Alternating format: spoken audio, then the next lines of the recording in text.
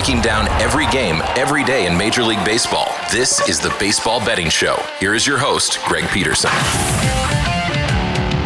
Hey, warm from the low. Welcome to lovely Las Vegas for the Baseball Betting Show with myself, Greg Peterson, now part of the VSiN Family Podcast. We've got a great podcast for you. We're going to be joined in segment number 2 by a good friend of ours as we're talking it up with Dylan Rockford of the Sports Gambling Podcast Network. We're going to chat with them about what we're seeing in this landscape of baseball right now.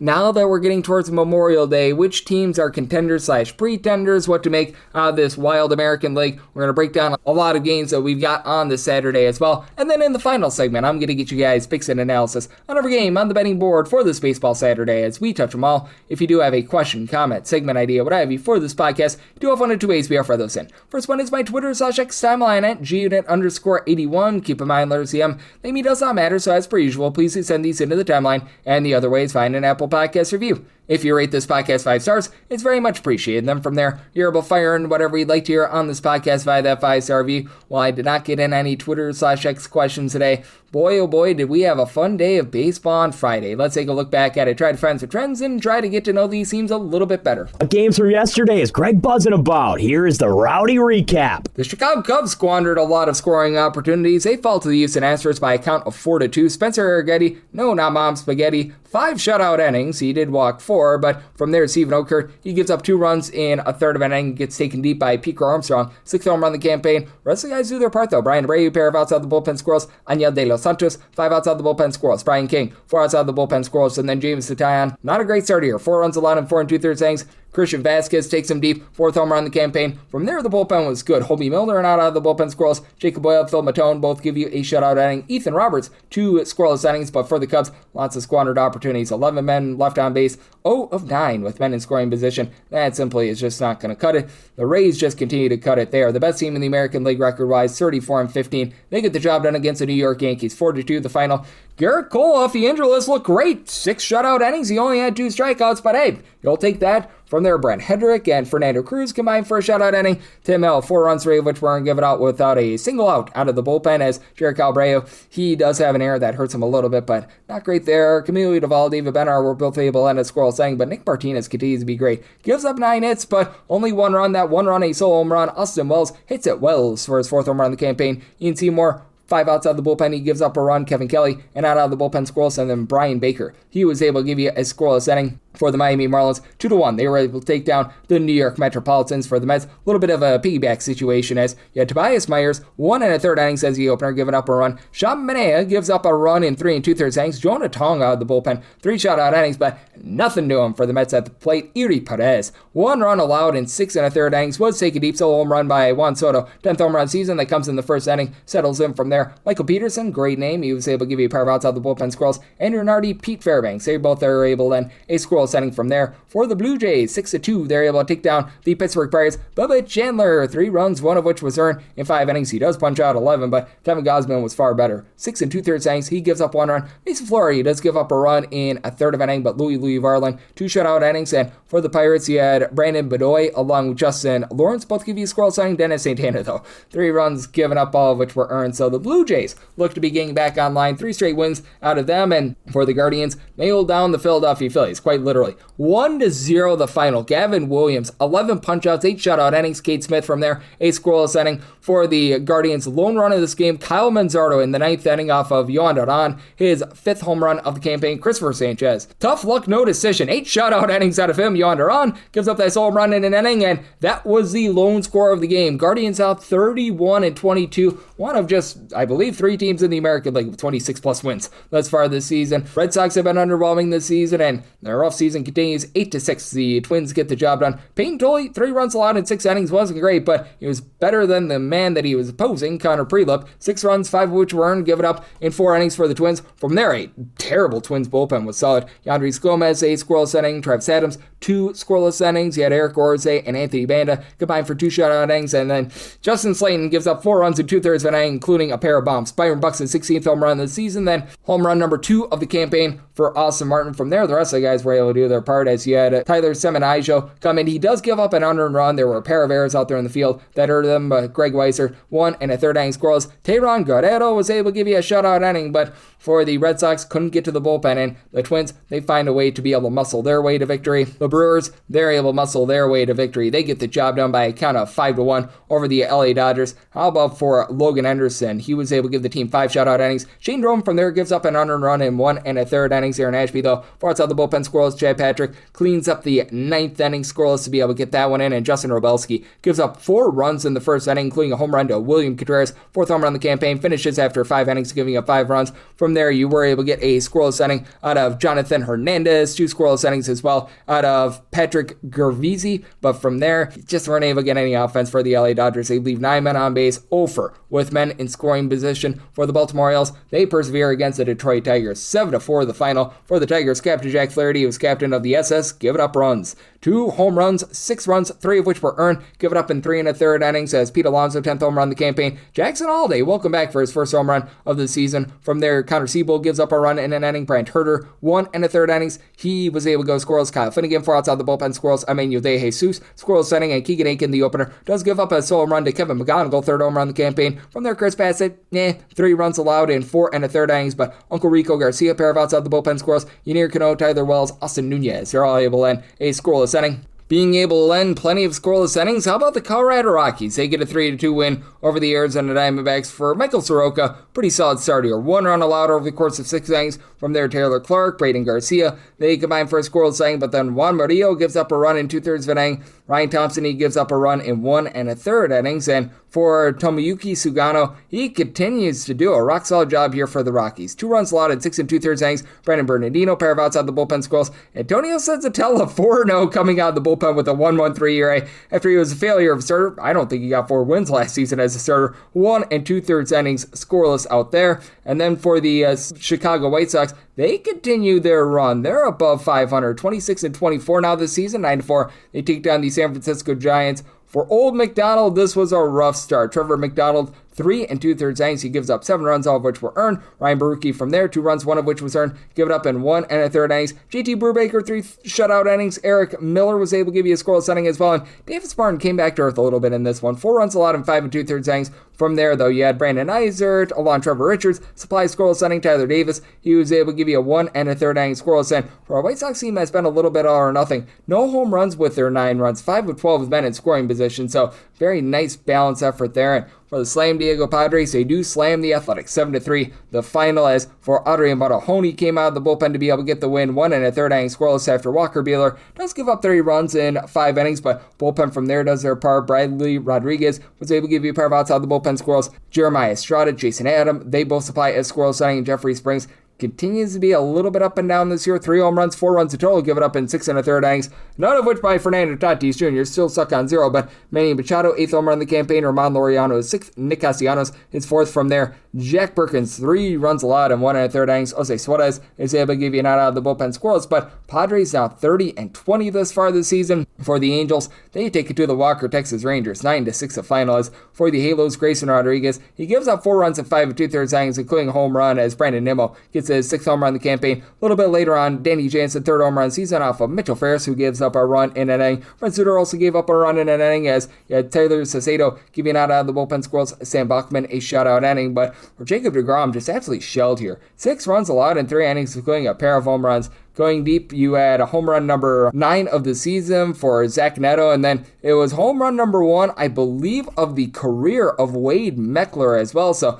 congratulations to him. From there as well, Peraza goes deep off of Jalen Beeks. That was home run number 6 of the campaign, and Neto, he would go deep once again. That is his 10th home run season. That comes off Chris Martin. Martin gives up 2 runs in an inning. Cal Quantrill, 3 shutout innings. Jalen Beeks gives up a home run in his inning of work, so Angels now 18-34. It's been relatively rough there, but they get on the right side of this one, and for the Atlanta Braves, they get on the right side here. In extra innings, 5-4, they're able to take down the Washington Nationals. Miles Michaelis, really good coming out of the bullpen in this game. 5 shutout innings. Richard Dickey Lovelady, for the open, he was able to give you a shutout inning, but then Mitchell Parker gives up 2 runs in an inning. Clayton Beater, Gus Varland, they both give you a shutout inning apiece, and Orlando Robalta gives up 2 runs, 1 of which was earned in the 10th inning. Paxton Schultz gives up an unearned run in the 11th that ends this one, and Bryce Elder, he did not look elderly. 1 run allowed in 6 innings. That 1 run, a solo run to Curtis Mead, 5th home run of the campaign. CJ Abrams, 11th home run season. That comes off of Mr. Robert Suarez, who gives up that home run in his inning of work. But DD Fuentes, Racio Iglesias, both on his scoreless inning.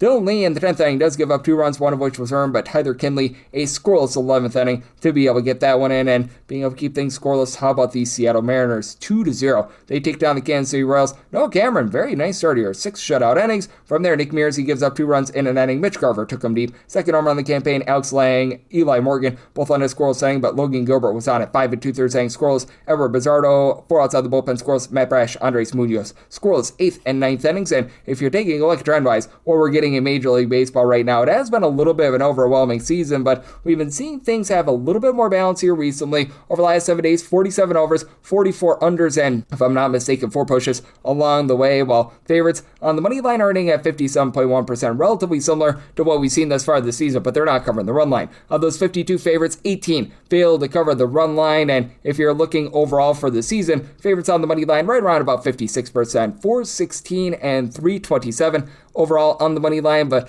92 now of those favorites failed to cover the run line. Meanwhile, the over 8 in Major League Baseball, 50.5%, 374 overs, 367 unders, and if math serves me correct, 22 pushes along the way. So that's what we're seeing in baseball right now, and that's what we're getting trend-wise. Coming next, how about if we do chat it up with our good friend Dylan Rockford of the Sports Gambling Podcast Network, right here on the Baseball Betting Show with myself, Greg Peterson, now a part of the Beats and Family Podcast.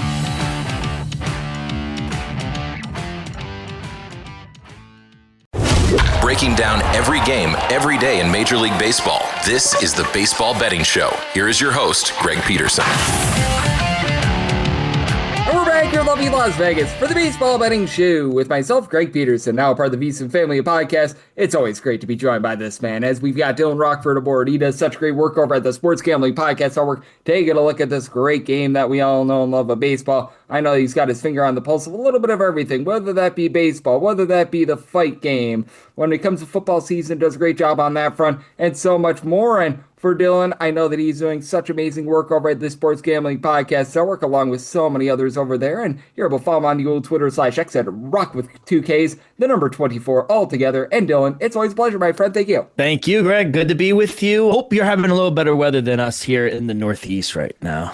It is super hot outside, which I love. I am from the great state of Wisconsin, so give me all the heat. And speaking of heat, it feels like things are starting to heat up as we're coming on Memorial Day weekend. That, I think, is really a landmarker when it comes to what we've all got in baseball. And just what have been some of your big takeaways from the start of the season, other than the fact that your Mets have not had a great season? I've got to call it what it is. Yeah, no, obviously, outside of that being the worst team, outside maybe the Angels. Yeah, I mean, this is the mark where I think we've seen enough sample size from every team. They are who they are at this point. You know, the Braves, really good. I still stand on my stance that I said last time on the show.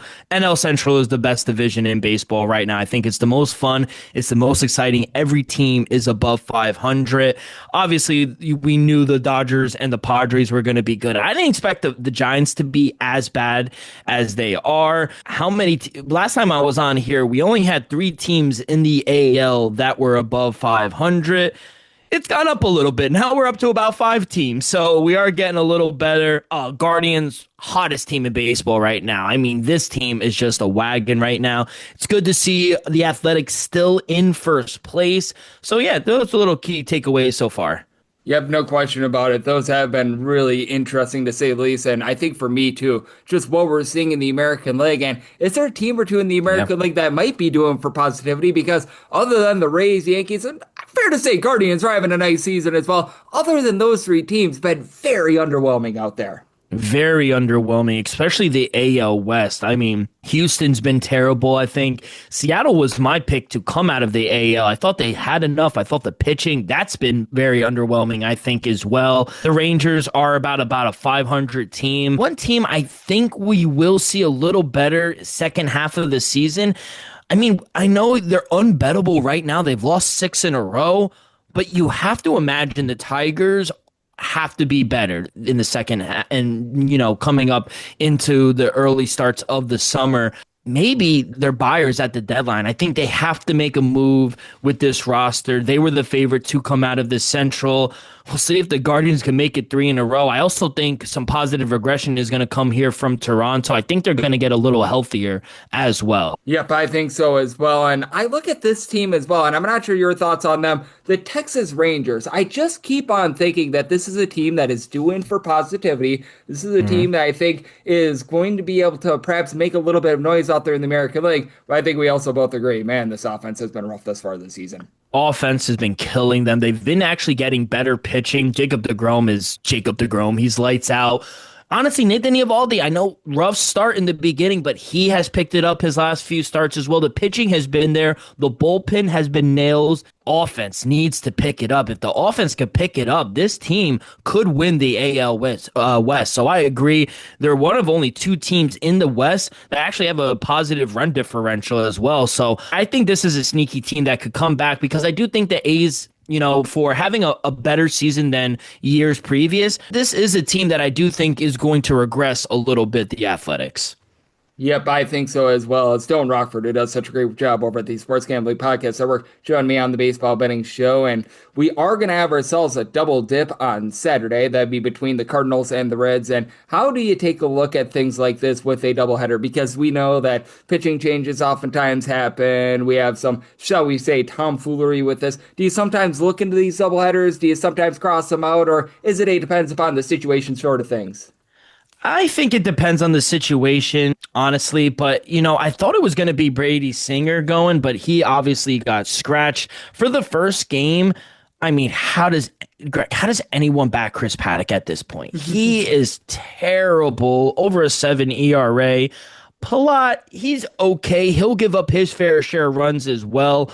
I think you got to bet the over in both games, honestly. Reds at the Great American Ballpark, the over has been profitable for them. 17-7 at home towards the over. The over is 3-1 for Palat in his 4 road starts this season. I don't trust either bullpen, if I'm being honest. So I do think we'll see some runs. I love the over in the first game. In the second game, we are going to get, I don't mind Kyle Leahy, Chase Petty, I'm kind of indifferent about it. It's another situation where I just think we're going to see some runs in this spot. So, yeah, I'm not going to back either side. I kind of like the over in both games. Yeah, I don't blame you there, especially with Chris Paddock. He's just an unbackable side right now. And when I take a look at the board, there are quite a few overs I do like here as well. And I recognize that Zach Wheeler has been exceptional for the Phillies, but I look at Slade Cecconi on the flip side for Cleveland. That totals between 7 and 7.5. I want to get your thoughts here, because for Wheeler, the ERA is low, but strikeouts have been a little bit down, and the Guardians have actually developed a little bit of offense. And for Slade Cecconi, he's just been giving up hit after hit this season. Yeah, he has looked a little better. I will give Cecconi a little bit of credit. He has looked a little better. Still inconsistent. This was a tough game to handicap. I agree the Phillies should be the favorite. My numbers only made him a minus 180 favorite. I just personally, the last week or so, I've made so much money off of the Guardians, and we were getting plus money in some of those games as well. I just don't know how you fade them at this point. I know Cecconi really isn't the guy, but this team is gritty. They just find ways to win. The offense kind of just does just enough to win these tight games. And honestly, I think the offense, to your point, they've looked more consistent and reliable than the Phillies offense as of late. I didn't like what I saw out of them in that Cincinnati series. I know Wheeler has been great. I just can't get in front of the Guardians right now. I have to take the dog. Yeah, I mean, man, this is a large number out here. Minus $2 right now is what we're seeing on the Philadelphia Phillies. Is this maybe a favorite that's a little bit more worth backing, though? As we've got Patrick Corbin Day for the Blue Jays, and I think we both agree Corbin's looked much better than he has in past years, but it is still Patrick Corbin going up against Paul Skeens. If you look on the surface of it, Pirates are right now about minus 150, total of 7.5. Want to get your thoughts here, because you did mention positivity for the Blue Jays. I do agree with you. I also do think that it's hard to get that positivity on offense when you go up against Paul Skeens. Paul Skeens, yeah. We're going to see some positive regression, maybe not in this spot, though. I got to be on the Buccos here. I saw earlier in the day around a minus 140, minus 145. I think that's a very short price. My numbers made him a minus 165 favorite. I know Skeens got roughed up in his last start, but every time in his career when he gives up one of those games, we saw it even against the Mets, don't know how, but even in the first game of the season where he just bounces back and it looks like he never even, fell to those type of teams. So I got to back the Buccos here in this spot, in my opinion. And even with the Blue Jays, they've been winning. They won the last 2 games versus the Yankees, but even in those wins, they're not blowing any team out. They're not even putting up 3 runs. So I think the Pittsburgh Pirates, their offense has been consistent. They've scored 6+ runs in 3 straight games. They got Skeens on the mound. I agree. I don't mind Patrick Corbin. I know I think about a year or 2 ago, there was like Patrick Corbin Day where we were always fading him, but he has looked a little better. I don't mind Patrick Corbin at home, but you can't fade Paul Skeens. I got to take the Buccos here. Yeah, and with Paul Skeens, I do think that he's going to be able to bounce back as well. Prior to that, he had given up 0 or 1 runs, I believe, in 4 out of his last 5 starts as well. And then I was talking about the Rangers a little bit earlier. Right now, about -130, -135 favorites against the Angels. And I know that with the Rangers, they still are a work in progress on offense. But man, I want to get your thoughts here because the Angels have just become an unbackable side, and this just feels like a dumpster fire with them. I know I said maybe last month I was on your show and I said, you know what, the Mets are the worst team. And maybe I was a little negative, Nancy, but the Angels, I think, have taken that. I think the Angels might be the worst team. I got to take the Rangers here. I think it's a short price, -132. My numbers made him a -150 favorite. Maybe that's a little large, but like I said, I think Nathan Eovaldi past 3 games has looked much better. Angels, they just can't buy a win. Even when they score runs, their bullpen winds up blowing it and they wind up losing. So I just can't trust the Angels, even at home. I don't mind Wilber Arena. I think he's actually been pretty decent. I just can't back them. I don't think offensively they're able to keep up with the Rangers. So, yeah, I love the Rangers -132.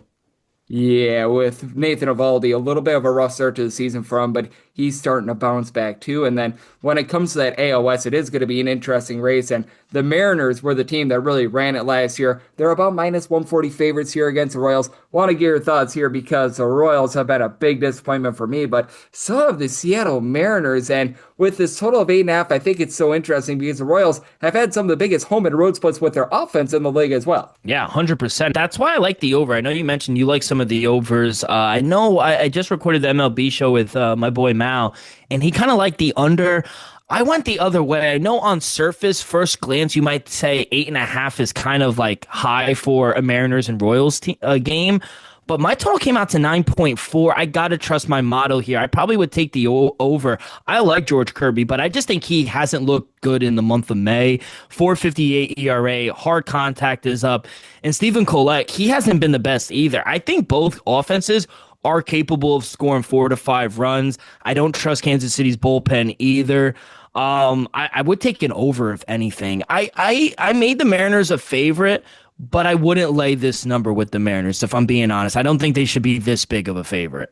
Yep, I'm right there with you, and I do think that with the Mariners, they're being overvalued here. I could only set them more like a -107 myself, so I'm right there with you, as we do have Dylan Rockford of the Sports Gambling Podcast Network joining me on the Baseball Betting Show. And interesting spot for your Mets because they pushed back Freddie Peralta today. They started Tobias Myers at a poo-poo plighter pitchers on Friday. Now they've got Freddie Peralta going on Saturday. What's a relatively pick'em game against Miami? Want to get your thoughts here because since we last chatted, the Mets have actually looked a little bit better. I think we can both agree there because last time you chatted, things were a dumpster fire and a half. Now they're just a little bit on fire, but that said, I want to get your thoughts here because I know that it's been not the best year for the Mets, but I also think we can both agree even though Freddie Peralta may not have quite lived up to the billing quite yet, he certainly has not been the biggest of the Mets' problems. No, he hasn't. And yeah, last time we talked, the Mets gave up an inside the park grand slam, Greg. Only the Mets could do something like that. But for this game,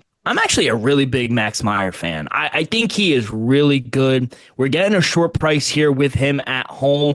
My model did make the Mets a favorite.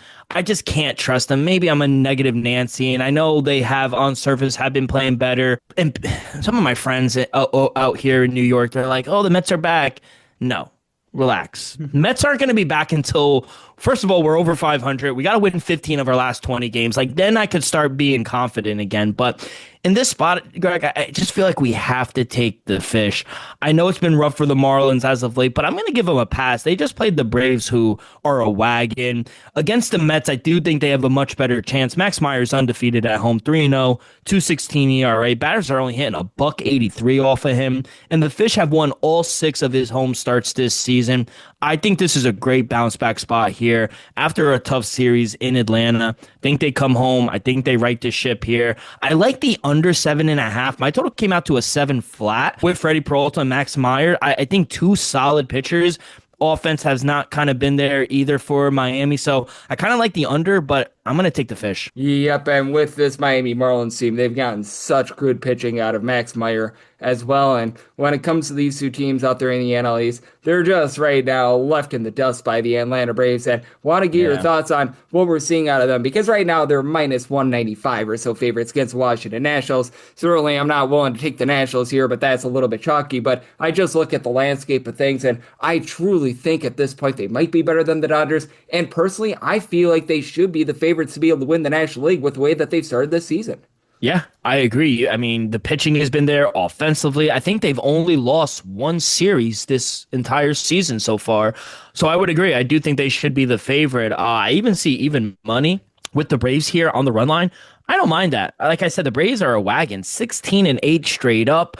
Their last 4 wins have come by 2 or more runs at home. They're 15-9 on the run line. So literally 99% of their wins at home have come by 2 or more runs. Now they're going against Jake Irving, who just not really someone I want to back. He already has a loss against this Atlanta team. He's given up 3+ runs in 4 of his last 6 starts. And I don't mind Grant Holmes, if I'm being honest. I think he's gotten better by every start. The Braves won his last 3 home starts as well, all by 2 or more runs. So, yeah, I think Braves win big time here. I'll take them on the run line minus 1.5. Yep, and with that run line, I'm right now seeing about plus 112, plus 150. Even better. So you're getting some plus money there, and I'm right there with you. The Atlanta Braves have been a wagon on offense, and hey, the Nationals have been a wagon too. So perhaps that 9 over might be in play as well, especially if Jake Irvin is the Jake Irvin that we all know and love as well. And I know that we've got ourselves some great action going down on this Saturday. A little bit of TBD on some of these games because that Cardinals versus Reds double dip, that's in a little bit of flux right now. But anything else on the card that we haven't covered that you're really taking note of and you're going to be looking to fire in on? Yeah, well, first of all, Aaron Judge has not been good. He has not been good the last week or so. I probably maybe would take the Rays here on the road. They're just a wagon right now. And I think Drew Rasmussen's been okay the month of May. Regardless of how he pitches, I know the bullpen kind of started a little slow for Tampa, but recently they've been much better. And offensively, I mentioned it, they just didn't look good in their last series against the Blue Jays, the Yankees. So I don't think I like Ryan Weathers. I don't think he's bad at all, but I just don't think he's going to be able to get the run support. So I'll take the dog here in the Rays. I'll keep backing them. And then one of my favorite plays actually is a 9:40 Eastern start time against the Padres and the Athletics. I'm going to take JT Ginn here, first 5 on the money line. Let's eliminate the bullpens. JT Ginn, he's been remarkable in the month of May. Last 3 starts, 1.23 ERA, 0.82 whip, 21 strikeouts, not to mention he's better on the road than at home. They're live literally in every start he makes on the road. I faded Lucas Giolito in his first start. Didn't go well. But now we're going to fade him here in his second start. So I do think some regression is coming. I don't think Lucas Giolito is good, in my opinion. A's first place. I do think offensively they'll be able to get to him. And JT Ginn has been lights out. So I'm going to back him in the first 5. As I always like to call him, JT Ginn and Juice. That's one of my favorites right there. We've got a few good ones like Andre Palante. Every Andre that starts a game in Major League Baseball becomes Andre 3000, and we hope that they don't give up 3,000 runs. And I know that this man on the mound would not give up 3,000 runs. This man does a great job of being locked down every single time. Dylan, you're doing such great work over at the Sports Gambling Podcast Network. Axe Kicks Picks, a fight game, baseball, football, and so much more. So let the good people at home know it's all on tap for you and how people can follow along on social media and other platforms. Yeah, we got the Memorial Day weekend here. No UFC this weekend, but we got a crazy boxing match outside. And UFC 250 soon. That is going to be a banger. At the White House. I cannot wait for that. But this weekend, Greg, outside the Pyramids of Giza, We have the number one pound for pound boxer and Alexander Usyk taking on a kickboxer coming into boxing, Rico Verhoeven. So that is going to be just a sight in itself. I mean, they're going to literally be boxing outside the pyramids. That's insane. UFL this weekend. But yeah, you guys can follow me and all my picks on Twitter at Rock with 2Ks24. And Greg, appreciate the time as always. It is always great to be able to get Dylan aboard every single time he joins me. He lends such great insights. Did so once again today. So a big thanks to Dylan for joining me on the Baseball Betting Show, now part of the VSiN Family Podcast. Coming next, it is that time of the podcast to give you picks and analysis on every game on the betting board for this baseball Saturday as we touch them all. Breaking down every game, every day in Major League Baseball. This is the Baseball Betting Show. Here is your host, Greg Peterson. And we're back here in lovely Las Vegas for the Baseball Betting Show with myself, Greg Peterson, now part of the VSiN Family Podcast. Always great to be joined by Dylan Rockford. He does such great work over at the Sports Gambling Podcast Network, taking a look at this great game that we all know and love of baseball. Does a great job on the fight front and so much more. Every single time he joins me, he lends such great insights. Did so once again today. So a big thanks to Dylan for joining me in the last segment. Now it is that time of the podcast. I give you picks and analysis on every game on the betting board for this baseball Saturday as we touch them all. If a game is listed on the betting board, Greg has a side and a total on it, so it is time to touch them all. Do note that, as per usual, any changes that are made to these plays will be listed up on my Twitter/X feed at gunit_81. We will be going in Las Vegas rotation order. This is where we go with the National League games first in time order, then the American League games in time order, any interleague games. Those are going to be at the bottom. That'll keep things all nice, neat, clean, and easy. The lone exception is the doubleheader that we're going to be having between the St. Louis Cardinals and the Cincinnati Reds, as we will be on to Cincinnati for that one. Those games I am going to do all together. So let's get things started. This is 9:01, 9:02 on the card. The Washington Nationals are on the road against the Atlanta Braves. Grant Holmes goes for the Bravos, and Jake Irvin is on the bump for the Nationals. Nationals sizable underdogs here between plus 154 to a plus 165. Meanwhile, with the Bravos between minus 184 to minus $2. Run line price on the Braves more around about a plus 115, and total is 9. The over and the under anywhere between minus 105 to a minus 115. And I did set my total 9.2. I do like the over. These were the top two teams in all of baseball entering into play on Friday with regards to run creation. Now, the Nationals have not quite hit the same against righties as opposed to lefties. Against lefties, are in the top 5 in terms of batting average and on-base plus slugging. More league average when they go up against right-handed pitching. But that said, I do think that they are going to be able to do an okay job here in terms of getting to Grant Holmes, who his swing and miss stuff has not necessarily been amazing. And for Holmes, even though the ERA is halfway decent, I do fear that there's going to be a little bit of regression here. Right now, a 3.80 ERA, but a 4.81 fielding dependent. 7.2 strikeouts, 4.2 walks per 9 innings, and then for Jake Irvin, he's actually been up with his swing and miss stuff, but he's just a really hard guy to trust. Last year had a 5.70 ERA, 5.79 this year, 1.4 home runs, 4.1 walks per 9 innings, so he's having his issues there. When it comes to the lineup of the Washington Nationals, it is also a little bit top-heavy as well. CJ Abrams, James Wood, these guys are both giving you over a 380 on base. Between the two of them, 23-plus home runs this season. Then Luis Garcia, Dallin Lyle, these guys sit between about a 255 to 270, but you look at the bottom of the fold, Naseem Nunez is sitting below the Mendoza line of 200. Dylan Cruz has not been good early ever since he got to the big league level. Curtis Mead doesn't give you a ton. 360 on base, but not give you a lot of average, a lot of power, what have you. And then on the flip side for the Atlanta Braves, you get Ronald Acuna Jr. back. If he can be at full form, man, that's going to be huge. Matt Olson is on pace for 40-plus home runs. He's giving you a 350 on base. Ozzy, Albies is sitting at 275 with 8-plus home runs. Michael Harris hitting darn near 300, 8-plus home runs out of him. Austin Riley hasn't even been himself, but Dom Smith is sitting at 340. When you need Mauricio Dubon, he's moving the line as well. They are dealing with the injury to Drake Baldwin, but while Baldwin was mashing, Ronald Acuna Jr. was on the injury list, so sort of mix and match there. And then for the Braves, this is a top 7 team in terms of bullpen ERA. Dylan Lee, Robert Suarez, Raciel Iglesias have all been able to give you a sub 275 ERA. The Doddfather, Dylan Dodd, has been solid, and now you throw Ronaldo Lopez in the bullpen as well. That makes it all the more fortified. And for the Washington Nationals, bottom 7 team in terms of bullpen ERA, they are getting clean beater off the injured list. And the opener from yesterday, Richard Dickey Lovelady, has been been fine, but Mitchell Parker is a long guy. It's not great. Paxton Schultz has been okay. Gus Farland,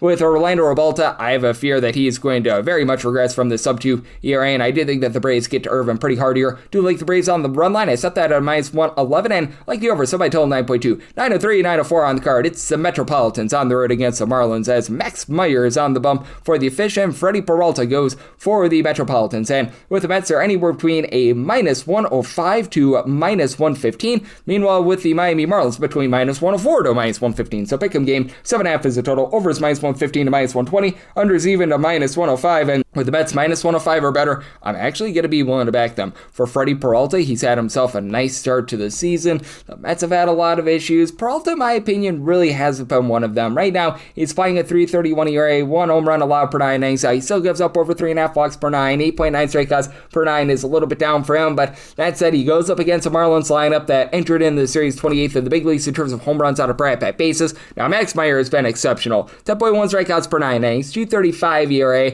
and with this Mets lineup, 23rd in the big leagues in terms of run creation with about 4.1 runs per game thus far this season. They've been a little bit better recently. Carson Benjay is now hitting above a 250. That's going to help you out. But other than Juan Soto, you look at the starting lineup from yesterday, the only other guy that was giving you above a 315 on base entering into the game was A.J. Ewan, and he still has a very small sample size, although I do think that he's going to be the real deal for this team. But like the entirety of the catcher spot, Mark Vientos, Brett Beatty, Bo Bichette, you just go down the list of guys that need to provide a little bit more, and it's rampant there. But what I do like for the Mets is the bullpen. Devin Williams and Luke Weaver were absolutely awful to begin the season, and they're starting to run into form. They DFA'd Craig Kimbrell. That's very good news because he's not good. So there's that. You've got Oscar Brisbane, Brooks Raley, Austin Warren. These guys have been able to give you sub-3 ERA. And for the Marlins, this is also a team that's in the top 10 in terms of bullpen ERA. I recognize that you've had a little bit of shakiness with Andrew Nardi having a 5 ERA. Pete Fairbanks has a high ERA as well, but he was with injury. Should be better now that he's off the injured list. You've had Calvin Fauché, lower ERA below 350. Tyler Phillips, John King.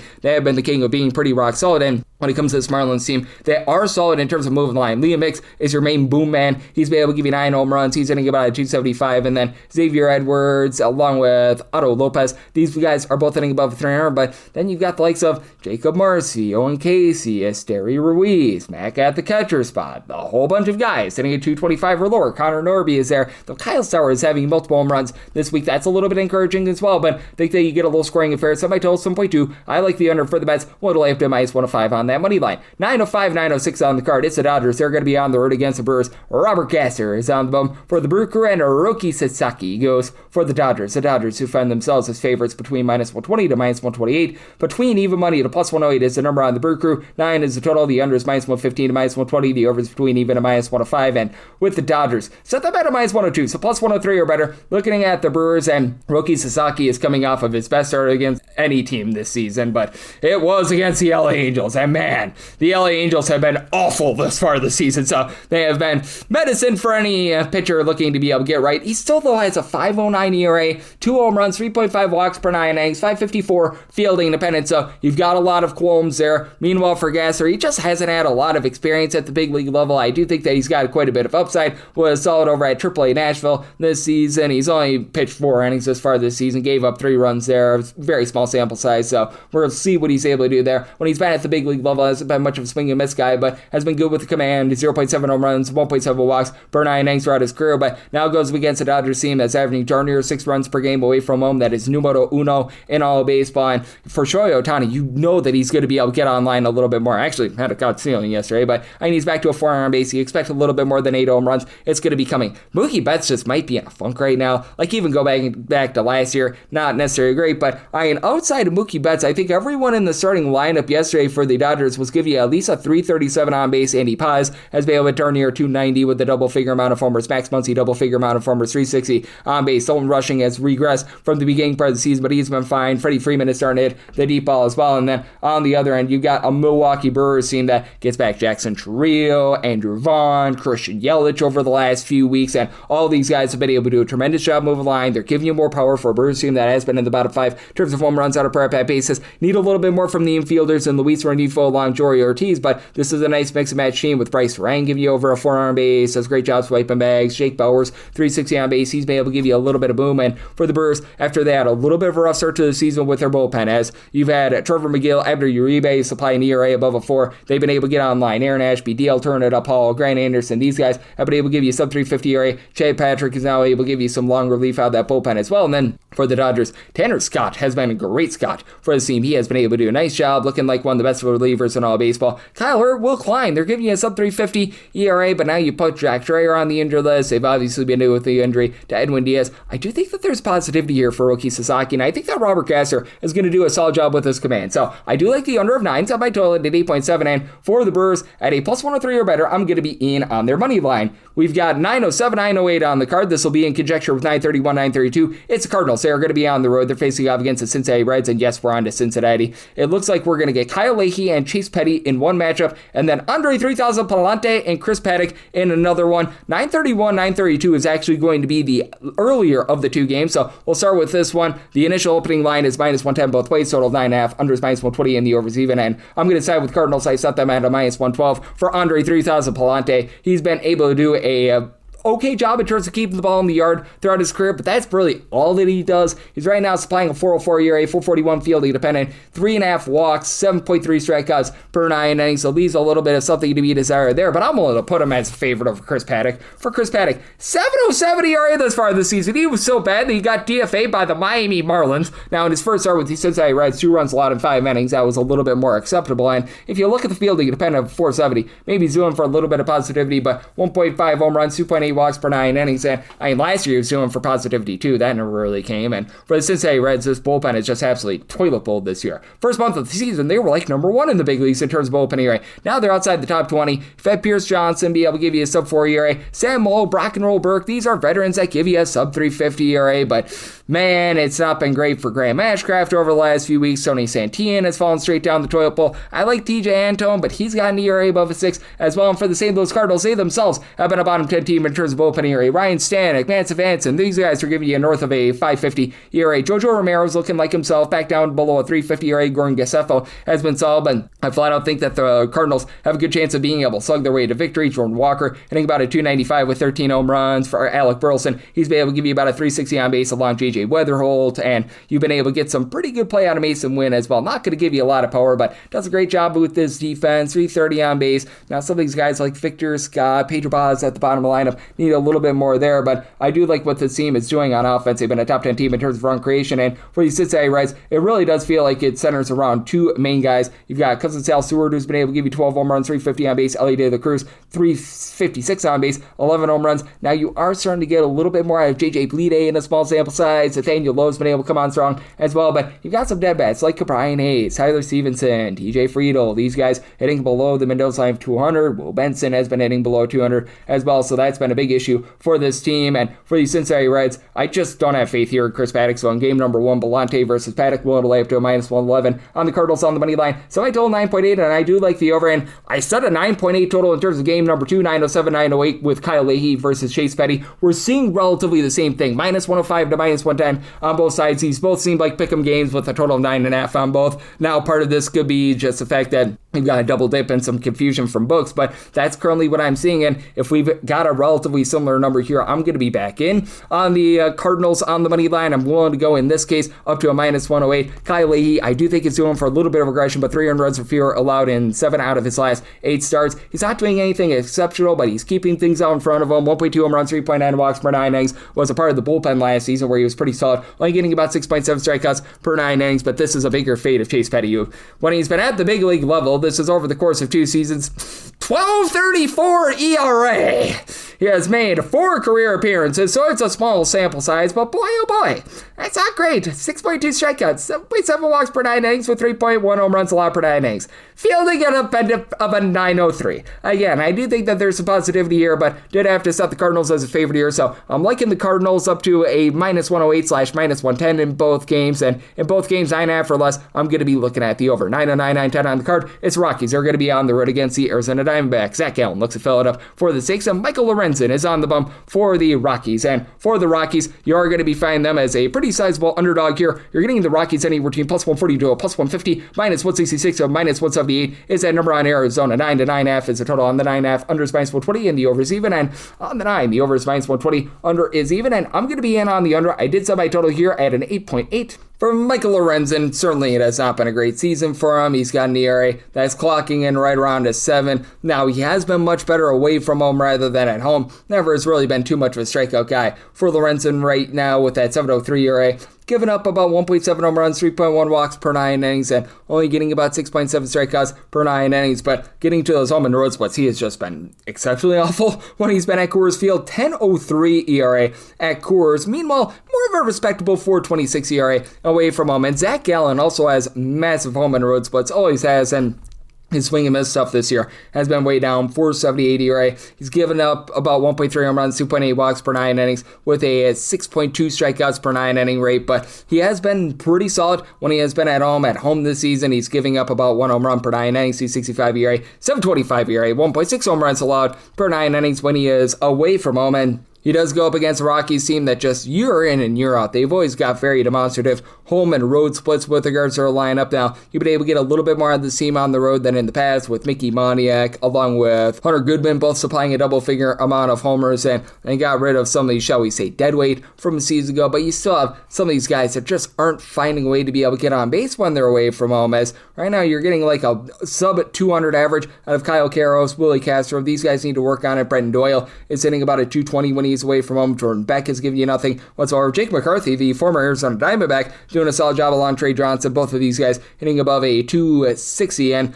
on the flip side, you've got an Arizona Diamondbacks lineup that has been more league average with regards to offense this year. Now you've got Ketel Marte of the Marte Party, who had a pair of home runs in that series against the San Francisco Giants. That's helping them out, but he's hitting just a 240. Lourdes Gurriel has not been himself since coming off the injury list. Adrian Del Castro hitting below 200. You do have Iliarmo Vargas, who has been amazing for the team, hitting 325. Corbin Carroll, 390 on base, 7 home runs. You expect a little bit more power, but he's still been solid. And Nolan Arenado's turning back the clock with about a 275 average and 7 home runs. Meanwhile, when it comes to this bullpen of the Diamondbacks, it's been better than it was a season ago. I like the pickup of Jonathan Loaiza, sub 350 ERA out of Juan Barrio, along with Ryan Thompson, throwing their Kevin Ginkel as well. Taylor Clark has been pretty solid as well, but I still don't trust in Paul Sewald at the closer spot. And for the Rockies, Antonio Senzatel's actually been really good in this bullpen. He's supplying a sub 2 ERA, but now you've got Victor Vodnik, Jeremy Herget on the injury list, and then a lot of guys like a Juan Mejia that's hovering right around a 4 with regards to ERA. You had to throw Zach Agnos as a starter a few days ago, so he's going to be unavailable for this team, so they're going to be looking to mix and match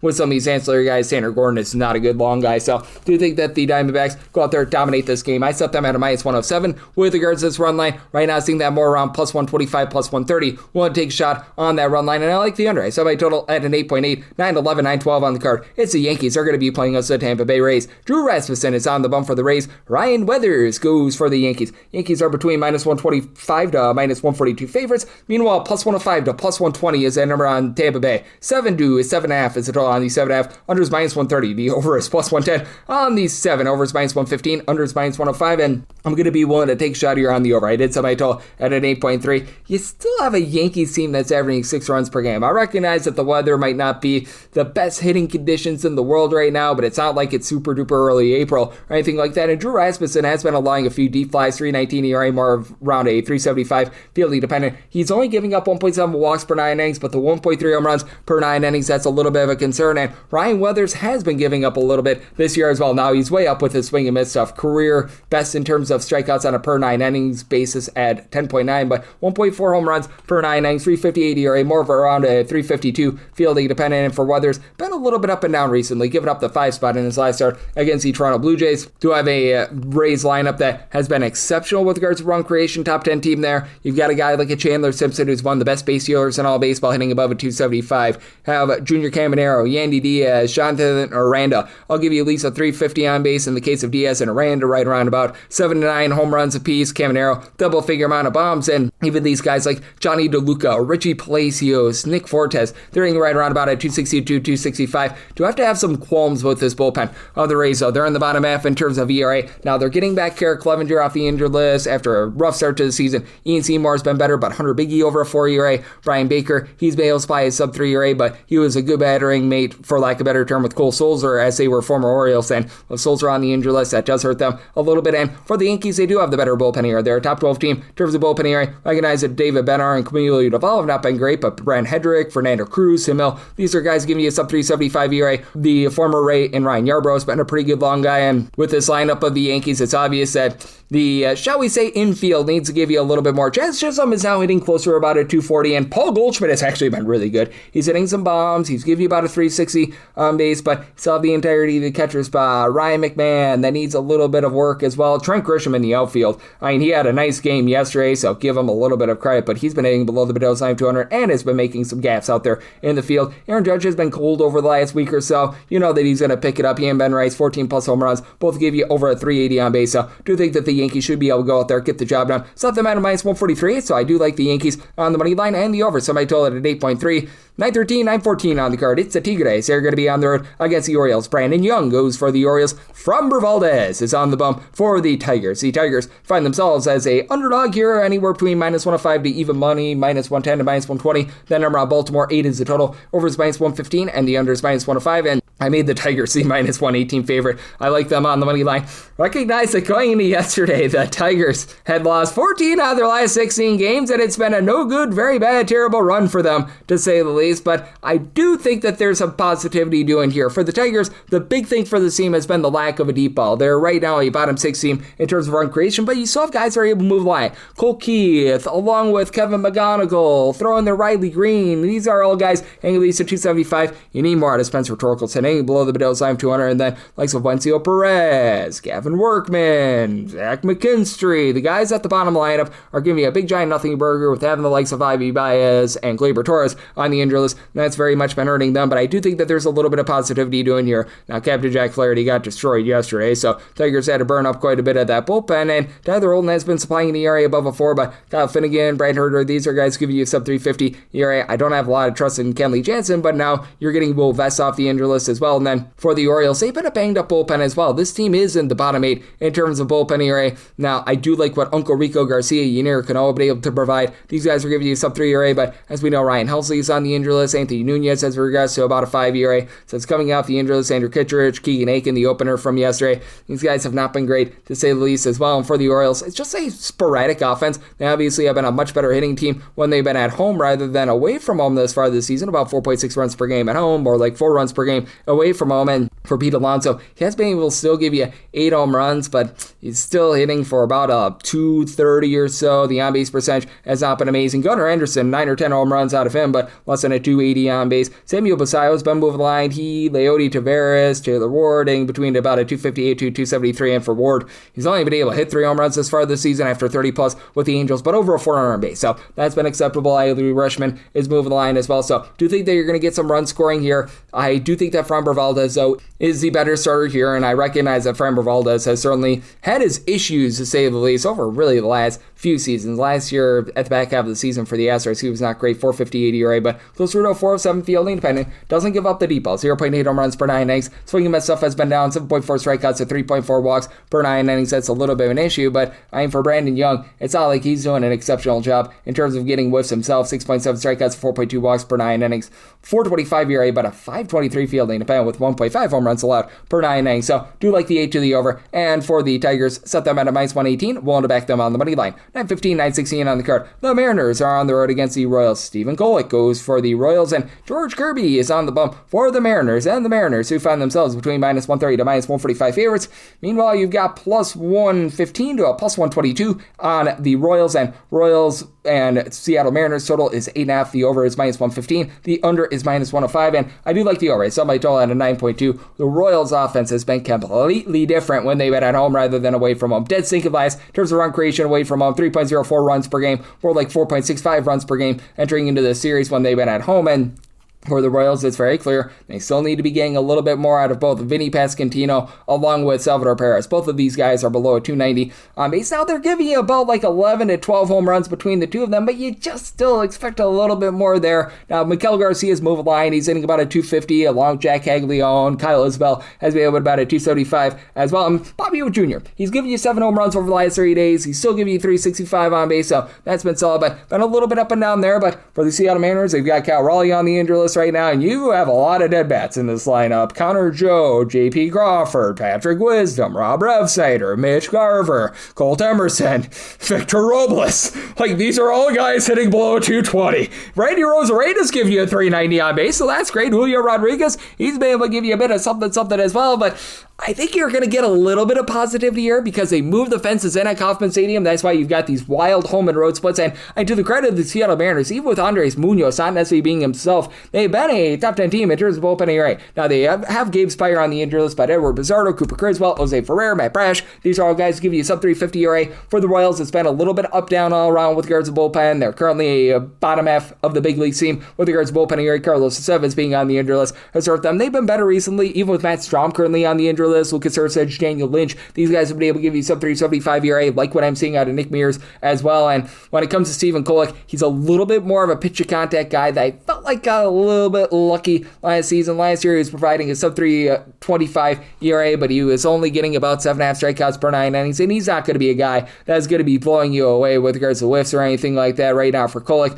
he's posted up about a 5+ ERA this far this season, so he's had some issues there. But for George Kirby, you take a look at his home and road splits throughout his career, and they are quite glaring. He's got a 3.15 ERA with less than 1 home run per 9 innings throughout his career at home. That goes up to a 4 ERA when he is away from home, so that's a little bit of an issue for you as well. And I do think that you are going to be able to get some runs up on the board, especially with Kolek giving up 1.6 home runs per 9 innings, but I think that the Royals in their friendly confines get the job done. Semi line at a -107 on the Mariners, so plus 108 or better in on that Royals money line. Like the over, semi total 9.2, 917, 918 on the card. It's the Twins, and they are going to be on the road against the Boston Red Sox. It's old to be determined on the bump for the Boston Red Sox. It is old to be determined on the bump for the Minnesota Twins. This is a game that is totally off the board right now. It's looking like Taj Juncal, Milton Bradley for the Minnesota Twins, and Brian Bayo going for the Boston Red Sox. If that is indeed the case, I did set the Red Sox at a -116, willing to lay up to -115 with them, plus 117 or better, looking at the Twins, and then set a total of an 8.7, 8.5 or less like the over, a 9 or higher to the under. Now, if it is Taj Bradley, he has had a nice start to the season, but he's going to be coming off the injury list. It was a relatively small sample size after he was not necessarily so great last season, so there's still a little bit of question mark, and you have to wonder how deep he's going to be able to go into this start, because his last start at the big league level came on May 5th, and for Bradley, 287 ERA, 348 fielding dependent, 10 strikeouts at 3.3 walks per 9 innings. He's been solid, but if you have to go to that Minnesota Twins bullpen, man, bottom 3 team in terms of ERA, and if it's not Taj Bradley, you're probably looking at more like -140, -145 on the Red Sox, as it should be a case where we are getting Bayo in some form of capacity. You might get an opener for him because they've thrown a few openers for Bayo this far this season because it's not been good. 7.16 ERA, 6.06 fielding dependent, 2 home runs, 4.1 walks per 9 innings, all while not getting a lot of swings and misses, but I mean, it's a Red Sox team that is continuing to be a top 7 team in terms of bullpen ERA. Garrett Woodlock is a nice long guy. He's been able to give you a sub 350 ERA. You've got Aroldis Chapman, who's one of the best closers in all baseball. You now get Justin Slayton off the injured list as well. And for the Minnesota Twins, this is a bunch that had to go to that bullpen very early, with Connor Prelip only giving them 4 innings yesterday, so that's not necessarily amazing. And have Cody Funderburk, who's been able to give you a sub 3 ERA, but Anthony Banda, Luis Garcia, Andrew Morris, Taylor Rogers, whole bunch of slubs giving you over a 375 ERA right now. And for the Minnesota Twins, the key is Byron Buxton being back in the fold. He's been able to give the team 15 home runs, was with a little bit of injury last week. Getting him back, that's really been able to help out the offense, and you've had a little bit of inconsistency with the lineup, but you do have a few guys that are finding a way on. Brooks Lee is sitting like a 245. Austin Martin, about a 400 on base, on a lot of power there. But Cody Clemens, 330 on base after he was awful in terms of getting on last season. And for the Red Sox, they've been about a league average team with about 4.4, 4.5 runs per game away from them. Entered into this series averaging about 2.8 runs per game at home. Helped that out yesterday, and I do think that we're going to see some positivity for the Red Sox. Last year, they were a top 7 team in terms of run creation. Cedon Rafael's give you a 350 on base. Weiler, Abreu, Wilson Contreras, both of these guys give you over 360 on base, with Abreu right around about 6 to 7 home runs this season. Contreras has been able to give you 9+ bombs, so he's been able to give you a little bit of power, and he's been really one of the few guys that have been able to do so, because the infield with Trevor Story, who's now on the injury list, will be for quite a while, Marcelo Meyer, Carlos Cervantes at the catcher spot. These guys have been underwhelming, along with Caleb Durbin, who's been the worst of all of them, hitting like $167, but I do think that they're going to be able to bounce back a little bit more here. I feel like that game yesterday is going to be able to get them going just a skoge more. So if it is Bradley against Bayo, 8.5 or less, like the over, 9 or higher to the under. If it's not Bradley, 9 or less to the over, 9.5 or higher to the under. And if it is Bradley, plus 117 or better, looking at the Twins. If it's not Bradley, probably more like plus 145, depending upon the situation, looking at the Twins. And for Bayo and the Red Sox, minus 115 would be willing to lay it against Bradley, minus 145 against someone not named Bradley. 919, 920 on the card. It's the Rangers. They're going to be on the road against the Angels, as you've got Walber Yarena is going to be on the bump for the Angels, and Nathan Eovaldi goes for the Rangers. The Rangers do find themselves as a mid-tier favorite here. You're going to be getting them between minus 130 to minus 140, between plus 110 to a plus 122. That number on the Halos, 8 to 8.5 is the total on the 8.5. Unders minus 120. The over's even on the 8. Over is minus 105 to minus 115, and same goes for the under. And with the Walker Texas Rangers, I'm going to be willing to lay it, set them at a minus 134. I've actually liked what I've seen out of Walber Yarena, as this has been an Angels team that has been needing any sort of positivity whatsoever, and Yarena has been able to provide that. A 2.70 ERA, he has gone out there and he's given up 2 earned runs or fewer in each out of his last 4 starts. Now, fielding independence more around about a 388. He has given up 5.1 walks per 9 innings, and that's a big issue, because if he knocks himself out of the start early, this Angels team is 29th out of 30 teams in terms of bullpen ERA. Like, Drew Pomeranz being on the injury list is actually a bad thing for this team, even though he's got like an ERA of 8.7, because they just don't have competent arms on this lineup right now. Like, Jose Fermin has honestly been great. We're seeing Brent Suter has seen his ERA go above a 4. Sam Bachman, along with Chase Silseth, they've been able to give you sub 350 ERA, but Kirby Yates has been awful since coming off the injury list. They've had to try out guys like Nick Sandlin and company that posted up an ERA well above a 5. So, I mean, it's not been great, to say the least. For the LA Angels, this is a unit that is currently in the bottom 6 in the big leagues in terms of run creation at home. They're getting fewer than 3.4 runs per game at home. Mike Trout continues to do his thing. Gives you a 4 on base. He's been able to slide 12 home runs, but they had to make 2 guys make their season debut yesterday, and the young gun and Wade Meckler. I think that they had to throw out there a little bit of a young guy at the 9 spot as well, because things are not working out with the likes of Yoan Moncada, Logan O'Hoppe, Ori Soler. These guys can get 220 or lower. Soler has been able to give you 9 home runs, but started out the year strong. Has soil pulled since then. Zach Neto, he has had the same, hitting about a 215, so they're very much an all-or-nothing team. Joe Adele continues to set fire to the rain, which you like to see that, but I know that he's been a little bit banged up recently as well, and for the Rangers, this is a offense that is much better when they're away from home rather than at home. I don't think people realize how much the ballpark in Arlington suppresses offense. 3 runs per game for the Rangers at home, 4.6 runs per game away from home, and Jake Berger has been able to give you 9 home runs now. He's not aiming for any sort of on-base whatsoever, but he's been able to give you a bit of something, and then you've got Brandon Nimmo has been able to hit about a 275. Ezekiel Duran just below a 300. Don't call his name. Alejandro Ozuna has been able to give you darn near a 400 on base. You're going to need to get a little bit more out of Evan Carter and company, but you do have some guys that are supplying for the team, and the Rangers, they just continue to be locked down with their bullpen. They entered in the series numero uno in terms of bullpen ERA, and now they're getting Chris Martin off the injury list, likes of Tyler Alexander, Jacob Junis, along with Jacob Latz, who have been able to give you a sub 350 ERA. Cole Winn at a sub 2 ERA last season. That's been above a 4. You have to feel like that's going to be rounding into form. And again, with the Angels and how big of a roll of the dice that bullpen is, that's not great. And for Nathan Eovaldi, after a rough start to the season, he's really been able to round into form. He had like 2 or 3 starts to begin the season that were absolutely brutal. Back down to about a 3.62 ERA. Still giving up a little bit more of the deep ball. His home runs per 9 rate, that's more in the neighborhood of about a 1.6, but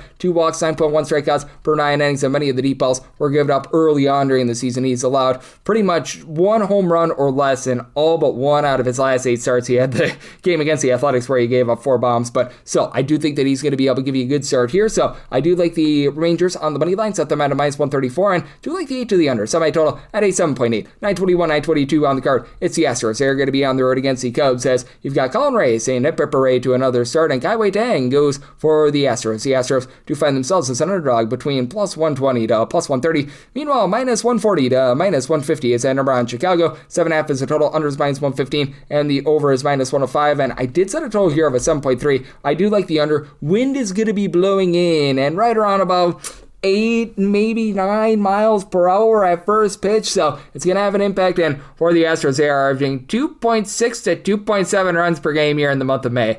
The Carlos Correa injury has just absolutely killed this offense, and for the Astros, they were able to get a little bit of offense generated yesterday, but it's been rough. Yordan Alvarez continues to be rock solid, over a 4 on base. He's been able to give you 13 plus home runs, but Isaac Paredes does not give you power like he did in the past. Jose Altuve's on the injury list. Christian Walker has regressed a little bit recently. He's still giving you 9 home runs with about a 325 on base, and Paredes 335 on base, but Jeremy Pena gives you less than a 300 on base, and these young guys, Cam Smith, Bryce Matthews, Zach Cole, Zach DeCenzo, they're all hitting like a 225 or lower. You've had Myers out there in the outfield, not give you too much either. Meanwhile, for the Cubs, this continues to be a top 9 team in terms of run creation. They left the world and a half on base yesterday, but so you've got Michael Conforto, who's been able to give you over 400 on base, and you just look at the guys that they trotted out there yesterday. Yeah, pretty much all of your top 6 hitters give you at least a 338 on base. You need a little bit more of Alex Bregman. It's not really at the deep ball. Michael Busch has been down with the power as well, but still, even Busch has given you about a 361 on base. Ian Happ has been able to give you a double-figure amount of homers, and just a 214 with the average, but 350 on base at the catcher spot. Miguel Amaya, Carson Kelly, both of these guys are giving you over 350 on base, and Peker Armstrong has had a rough season, but was able to get a home run yesterday. For the Cubs, they have been dealing with a lot of injuries with their bullpen, but you now are getting back like Caleb Theobar, who's dealing with injury. Daniel Palencia has, I believe, yet to give up a run this far this season, and Hobie Miller has been solid. He's been able to give you sub-3 ERA, and this is an Astros bullpen that continue to be dead stinking last in terms of their bullpen ERA. Steven Okert has about a 4.22 ERA. You've been able to have Brian King be relatively solid for the team as well. He's got a sub-3 ERA, and these are like the lone 2 guys that you can trust. So many guys like Aniel De Los Santos, Brian Ryu, AJ Blueball, they're all supplying over a 4 ERA. For the Cubs, I do think that Colin Ray is going to be able to bounce back a little bit here. It's been a bit of a rough go of it for him. 4.92 ERA now overall for the season, but you do take a look at the fielding dependent. More around a 408, 1.1 home runs, 2.7 walks per 9 innings. Not too much of a swing and miss guy. And Kai Tang has been good for the Astros. 2.61 ERA now. The 3.78 fielding dependent does have to have you a little bit worried, over 3.5 walks per 9 innings. But here's the issue that you've got. He's only went more than 3 innings in 1 appearance this far this season, and as I mentioned, the Astros bullpen is terrible. So with the Cubs, I'm going to be willing to take a shot on them on the money line. Set my line at a minus 173, and I'm going to be taking a shot on the under of 7.5, set my total at a 7.3.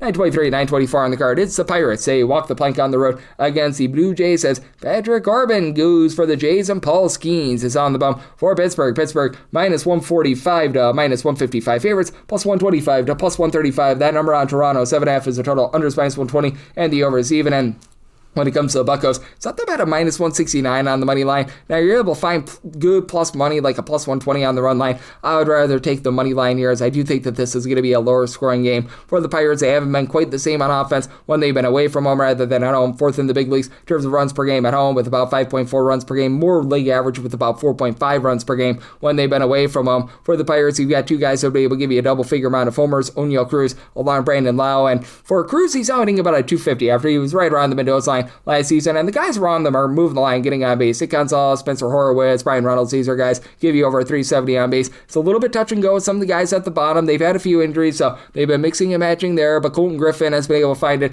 adding about a 275. Power's not necessarily been there, but he's been able to do a solid job on that front. Meanwhile, for the Blue Jays, this has been a bottom 8 team in terms of run creation, even though they're number 1 in the big leagues in terms of fewest strikeouts on a per at-bat basis, and we've got plenty of guys finding way on. Miles Straw, Ernie Clement, Flagler Jr. These are all guys hitting at least a 270. Kazuma Okamoto has been able to give you 10 home runs, but only hitting at 215. He's like the lone guy in the roster that's giving you over 7 home runs. You have got Johan Hendrick, hopefully you get the last name correct, Pinago, who's been hitting at 300. He's been a nice revelation, but George Springer is out with injuries, and what he's been out there has been great. Dalton Varsho's even hitting at 275, but way down with his power from the season ago. And the Blue Jays are now about a league average team with regards to their bullpen ERA. They have been giving fewer innings to the likes of Jeff Hoffman, Mason Flaherty, who are rocking north of a 450 ERA. It's been all about Braden Fisher, Tyler Rogers, Louis Varland. These guys give you a sub 350 ERA. And for the Pittsburgh Pirates, it's been a little bit touch and go with regards to this bullpen as well. But again, when you got Paul Skeens out there, you don't have to worry about it so much. You've got Evan Sisk giving you a sub 3 ERA. Gregory Soto is going to regress, but he's been solid to begin the season. Dennis Satan had a sub 3 ERA last season. He's been up there this year along with Justin Lawrence, but I do think that these guys are going to be able to bounce back and recognize that Skeens had a little bit of a rough start last time out, but he has given up 1 earned run or fewer in pretty much 6 out of his last 8 starts. You've got a Pirates team that has really been based around him. 262 ERA, 265 fielding dependent, 0.8 home runs, 1.3 walks per 9 innings. And for Patrick Corbin, I am sort of waiting to see when the bottom falls out. He's had a 4.40 ERA or greater in each out of his last 5 seasons. Right now, 4.23 ERA, 4.48 fielding dependent. He's not giving up the deep ball. 0.9 home runs per 9 innings, but also 5.9 strikeouts per 9 innings, pitching to a lot of contact. But I think that Paul Skeens goes out there, dominates. I like the Pirates on the money line, set them at a minus 169. I like the under, semi-total 7.2. 925, 926 on the card. The Giants are going to be playing us to the Chicago White Sox. As Eric Fetty Wap is on the bump for the White Sox, and Adrian Don't Call him Doogie Howser goes for the Giants, and the Giants are between minus 120 to minus 125 favorites, and between plus 105 to a plus 110. That number on Chicago, and 8 to 8.5 is the total on the 8.5. Under is minus 115. The over is minus 105. On the 8, over is minus 115 to minus 120. Under is between even to minus 105, and I'm going to take a shot on the over. Semi-total at an 8.4. I just still don't trust in Eric Fetty. He's looked better this year than he did last year, but he's pitching to a lot of contact. He still has had command issues, and you look at even when he had that nice 2024 start to the season with the White Sox, he was a completely different pitcher away from home. Right now for Fetty, 4.30 ERA, but a 6.30 fielding dependent. 2.2 home runs, 3.5 walks per 9 innings with 5.5 strikeouts per 9 innings. He's pretty much Houdini'd his way to not having an ERA above a 5. Meanwhile, for Adrian Hauser, he has been very much paying for the renaissance year that he had last year. 5.25 ERA, 5.50 fielding dependent. He's given up 1.5 home runs per 9 innings, so has been very much less than savory there. And with regards to the San Francisco Giants lineup, certainly has been one that has been shaky to say the least, or dead sinking last right now in terms of run creation, but you have been able to get a few more guys that have been able to step up for this team. Casey Schmidt is up to 9 home runs. He's been able to about a 295, and you got guys that are getting on base. Now, Jung-Ho Lee is right now dealing with a little bit of an injury, so that really hurts the outfield, and that hurts the thrusting situation that we were seeing as well. But Luis Arias has been able to hit above a 300. Rafael Devers is now up to a 246, but you pay for more than less than a 320 on base and 6 home runs. William Adames, 5 home runs, hitting at 235, not drawing a lot of walks. The catcher spot is right now in flux. Harrison Bader has been awful to begin the season, and for the White Sox, a little bit of an all-or-nothing team because you've certainly gotten the deep ball going. Miguel Vargas, 11 home runs, Colson Montgomery, 13, and Makataka Murakami, 17 bombs. And pretty much all of these guys are giving you at least a 325 on base, but Montgomery's hitting at 223. Murakami and Vargas are committing to hit about a 240, so you need a bit more there. Catcher spot has been awful. Edgar Quiero is not hitting for anything whatsoever. Derek Hill has been a little bit of a roll of the dice in the outfield, but Tristan Peters, Sam Antonazzi, these guys are finding a way to be able to get on base, and when it comes to this White Sox bullpen, it has been one that has not been great when you're relying upon the likes of Jordan Nixon or Anthony Dominguez to close out games. Not what you want to see, but Brian Hudson, Grant Taylor, Sean Newcomb, these guys have been able to give you sub 350 ERA. Trevor Richards is not a good long guy, though. And for the Giants, this team has been hovering right around 10th throughout much of the season in terms of their bullpen ERA. I do like some of these guys in the way they've been able to step up. Matt Gage, fresh off the injury list, Yoel Piguero, Caleb Killian, Keaton Wynn, these are guys give you a sub 350 ERA. Now you're getting back Eric Miller as well. So with the Giants, I do think that they should be able to go out there, get the job done, set this at a minus 134. I do like the Giants on the money line, and I'd personally rather have an 8 over rather than an 8.5 under, so in on that 8 over. 927, 928 on the card. The Guardians are on the road against the Phillies. Zach Whelan and Dylan Wheeler's on the bump for the Phils. Slade Sassoni goes for Cleveland. Cleveland is a underdog here. You're going to be getting them between plus 162 to a plus 172.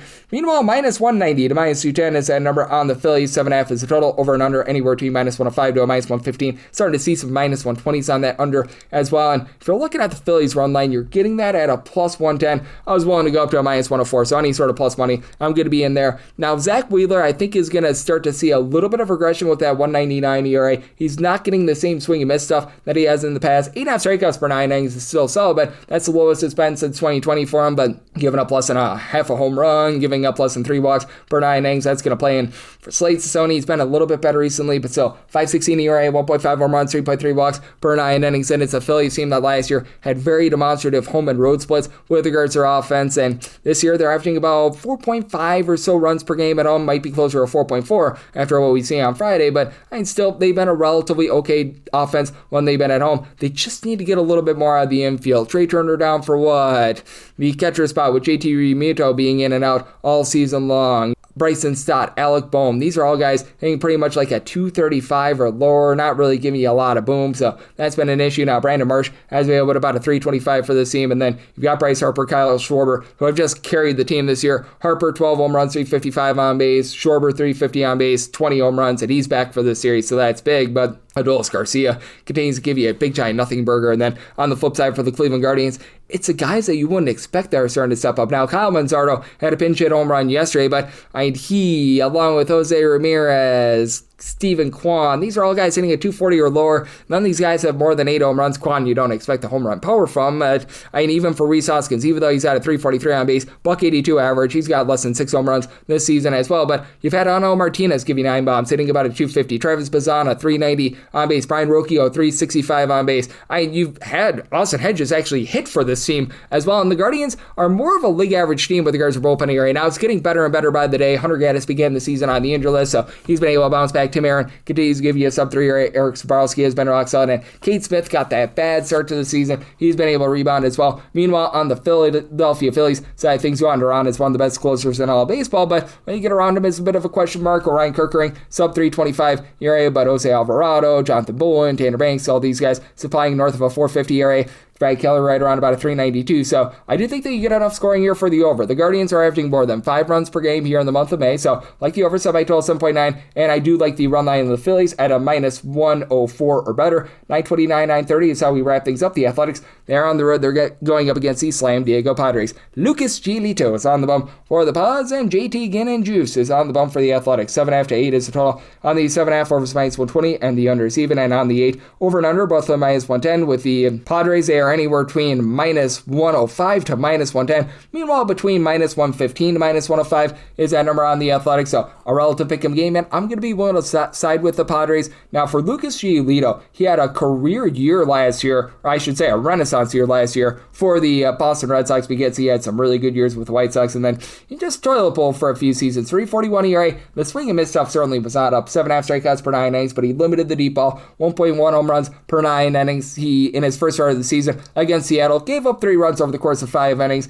Neither here nor there. I think that he's going to give up a little bit here, but I also do think that JT Ginn is doing for a bit of regression. Absolute heartbreak after he takes a no-hitter into the 9th inning against the Angels in his previous start just to give up a walk-off home run. And he's been solid with the 2.98 ERA, but the 4.02 fielding dependent. I think it's about 7.7 strikeouts per 9 innings. Well, giving up 3 walks per 9 innings, that's a little bit of a concern. You've got an Athletics bullpen that is in the bottom half of the big leagues in terms of ERA. Now, you do have some nice pieces out there, the likes of Joe Kuhnel, Luis Medina, and Hogan Harris have been able to give you a sub-350 ERA. I just still don't trust him. Mark Leiter Jr., Jack Perkins is a long guy. It's not been great. They're kicking the tires on Jose Suarez. That's a place where you frankly just do not want to be in. For the Padres, it continues to be a top 8 team in terms of bullpen ERA. When they're at home specifically, they've got an ERA below a 3.1. Audrey Motojon has had his issues. He's posting up like a 5 ERA, but Jeremiah Estrada, after a rough start to the season, is starting to find it. Jason Adam, Mason Miller, these are guys give you a sub-3 ERA. Yuki Matsui coming off the injury list, giving you some good innings. That's been solid, and it has been a Padres team that's had some issues on offense. Fernando Tatis Jr. entering the series with 0 home runs. That is definitely an issue. And for Manny Machado, what happened to him? Like, he's got 7 home runs, but he's hitting at .178. Jackson Merrill's hitting at 203.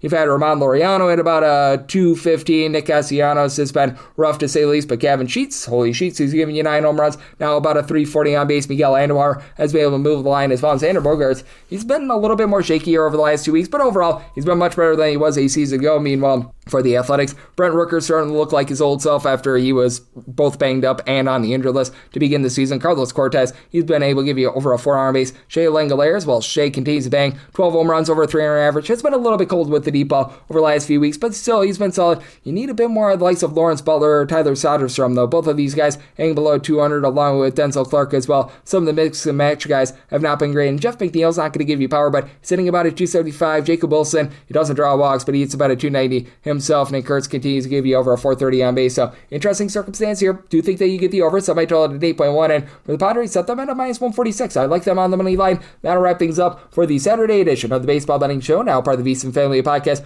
Big thanks to Dylan Rockford, who does such great work over at the Sports Gambling Podcast Network. He joined me in the last segment. If you do like hearing from this fine podcast, Baseball Betting Show, you're able to subscribe wherever your podcasts, Apple Podcasts, Google Play, Spotify, Stitcher, and TuneIn. If you have a question, comment, segment idea, what have you for this podcast, you have one of 2 ways to be able to fire those in. First one is my Twitter/X timeline at gunit_81. Keep in mind, letters the mean does not matter, so as per usual, please do send these into the timeline. And the other way is find an Apple Podcast review. If you rate this podcast 5 stars, it's very much appreciated. From there, you're able to fire in whatever you'd like to hear on this podcast via that 5-star review. I'm giving it to you guys every single day with picks and analysis on every single game, every single day. So I'll be back with you once again tomorrow. Thank you.